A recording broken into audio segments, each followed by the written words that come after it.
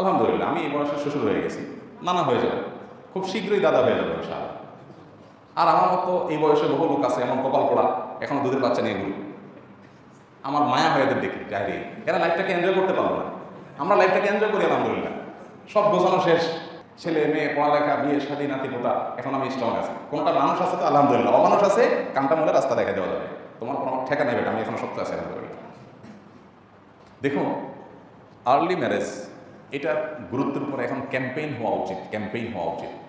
আমরা যখন মানুষের সংখ্যা কমানোর জন্য, জন্ম নিয়ন্ত্রণ করার জন্য চেষ্টা করছি, আজব বিষয় হলো ওই সময়টাতে পুরান পাগল যারা, আমরা তো এখন নতুন পাগল, মানে আমরা এখন জন্ম নিয়ন্ত্রণ করা শুরু করছি, তাই না?